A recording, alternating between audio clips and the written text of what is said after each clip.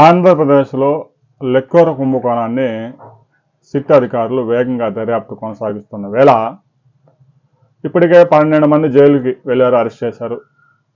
48 మందిని నిందితులుగా పేర్కొన్నారు. 248 మందిని విచారించారు.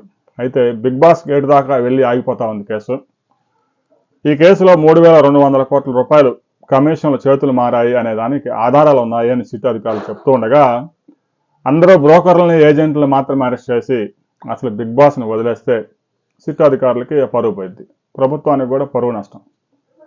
అందువల్ల ఈ కేసులో అసలు ముద్దా ఎవరు అనే దాని మీద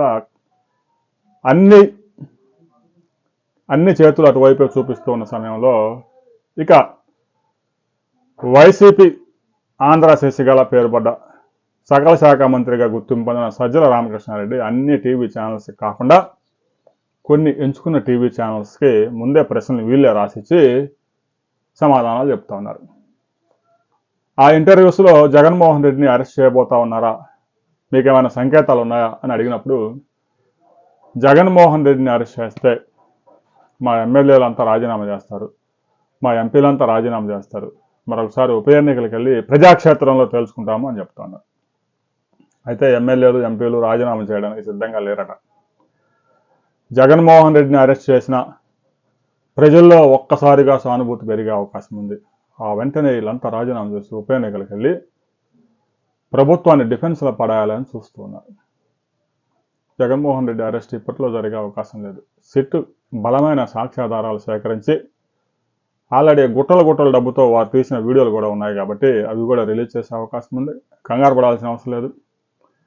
అయితే వైసీపీ నేతలు గబాలన జగన్మోహన్ రెడ్డిని అరెస్ట్ చేయండి, మా పార్టీని నడిపించలేకపోతున్నాం ముందుకి, ఏదో శవాలైతే గబాలన దొరకడం లేదు, ఇక ఎవడు దొరక్క సత్తనపల్లి సమీపంలో రెంటపాలలో ఒక స్వాతంత్ర సమరయోధుడు కార్గిల్ పోర్లో పోరాడిన సైనికుడు చనిపోతే కనుక ఎలాగైతే విగ్రహాలు వేస్తారో ఆ విధంగా బెట్టింగుల్లో నష్టపోయి 3 కోట్ల ఆస్తులు పోగొట్టుకుని చివరికి ఇల్లు కూడా పోగొట్టుకున్న వ్యక్తి గడ్డి ముందు దాకా చనిపోతే ఆ విగ్రహం వేశాడు.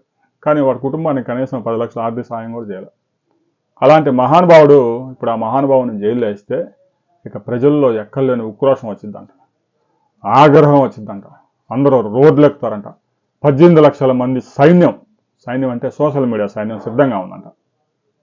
దీంతో ఇక జగన్మోహన్ రెడ్డిని అరెస్ట్ చేయండి అని ఆరాట పడతా ఉన్నారు.